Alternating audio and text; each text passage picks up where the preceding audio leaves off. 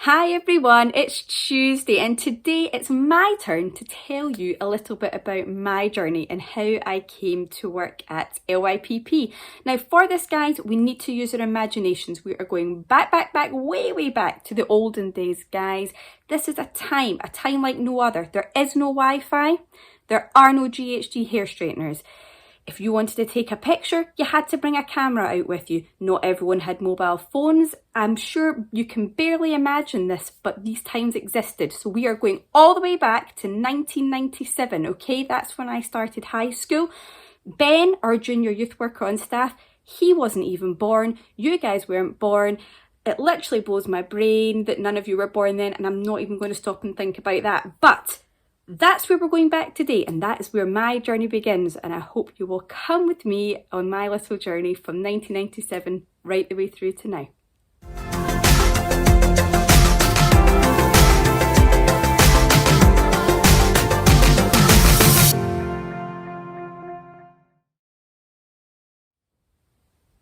Okay, the school years. So I was in high school from 1997 to 2003, and I went to school over in Glasgow, which I think most of you know. And I lived with my mum and dad and my two sisters. So my mum's a primary teacher and my dad designed boats, as you do. One sister was a careers advisor and one worked in computing. So in my family, quite a broad range of personalities, skills, interests, careers. And I guess when I was about third year, you start thinking, I wonder what I'm going to do when I'm older, and kind of start thinking about the subjects that you're good at and the direction that you might go in, because you're starting to pick subjects and thinking about how you're going to progress them through school. So for me, my standout subject was French. That was my absolute favourite subject. Don't know why, just loved it, enjoyed it, did well in it. So my top four subjects were French, German, music and English. My least favourite subjects were chemistry and maths. I did not bad in biology, but again, it wasn't a top subject for me. So maths and sciences, not brilliant. And I love doing things like history and RE just as sort of asides. But my top four, as I say, were really the ones that I was focusing on. So by the time I was coming into starting my hires, I was quite focused on getting the grades that I needed to go to university to do French teaching. Okay, so we're now near the end of my school journey. I'm now in sixth year, it's the year 2003, and I'm, to be honest, quite relieved to be in sixth year. Sixth year was a really fun year for me. I got to enjoy a lot of things with music concerts and being part of groups organising things like the yearbook and the prom and all these sorts of things that suit my personality, and I really loved sixth year. But to be honest, I was relieved to be there because I had found fifth year really hard. I'm someone that gets quite anxious about things, and I had found the pressure of doing the exams quite hard. And in fifth year, when it came to prelim time, I had gone in probably a little bit too confidently, but I actually didn't do a lot of work. I'd sort of discovered a bit of a social life and probably didn't work as hard as I could have. And I actually failed 4 out of my 5 prelims at school. And that was a really hard time for me, an absolute wake-up call, but a really difficult one, because I knew that really from February to March I was going to have to work really hard, which I did, and I did get the grades in the end. But dealing with failure and experiencing that sort of pressure of going, actually, you now only have this set period of time to kind of work on things, was a really formative experience for me. I'd never really experienced that before, and it really challenged me and kind of changed me a little bit, I think, for going into sixth year. Now, you need to apply for universities quite early on in sixth year. So I remember there being quite a buzz in the year about who's going where and different colleges, and some people were just going into just having a gap year or going into employment. So it's quite an exciting time figuring out the next step for everyone. And I had applied for teaching at Glasgow, Stirling and Edinburgh. And Edinburgh was where I'd really wanted to go.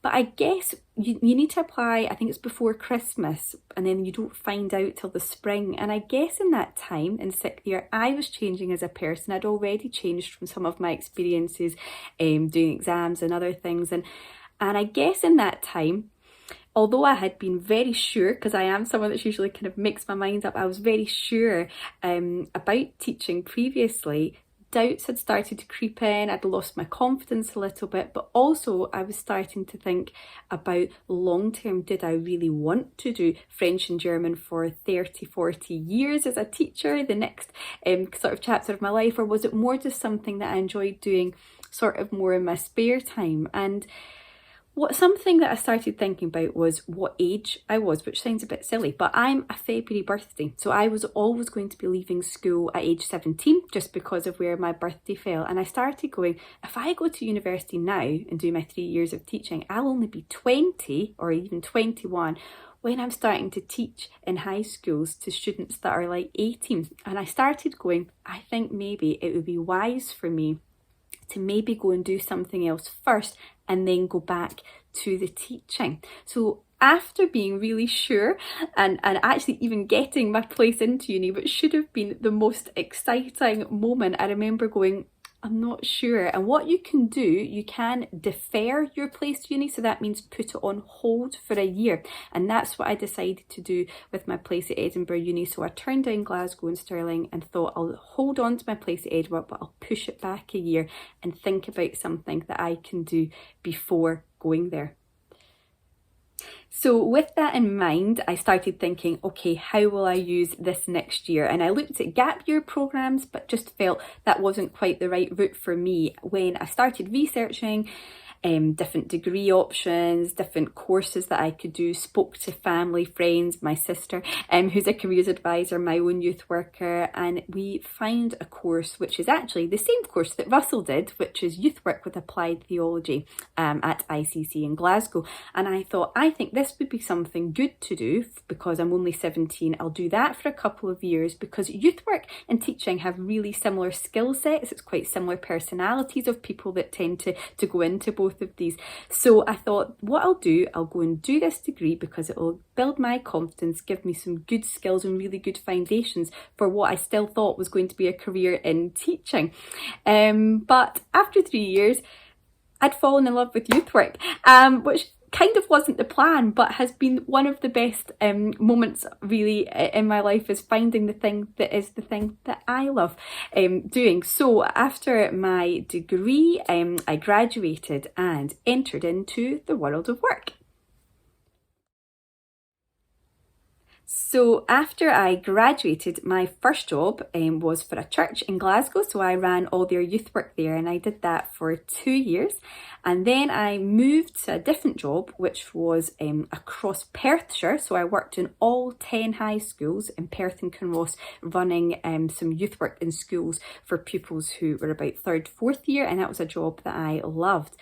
And during that time, a job was advertised with Linlithgow Young People's Project, and I had already heard of LYPP. It's quite well known in youth work circles because there's not many projects like ours around, and a job came up and I thought, oh, and I wasn't sure if I should apply because I wasn't that confident, but a few friends said you should go for it. So the job that was on being advertised was a 1-year post as a schools worker, and it was to kind of develop the schools work at Linlithgow Academy. And because that was my background working in the schools in Perth and Kinross, I went for the interview and I got it.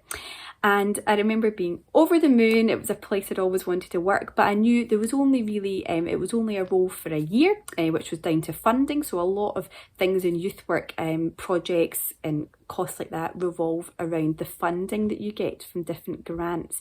So I kind of went into the job going, it's a bit of a shot to nothing. It's going to really build up my experience for the future and will help me in my next job.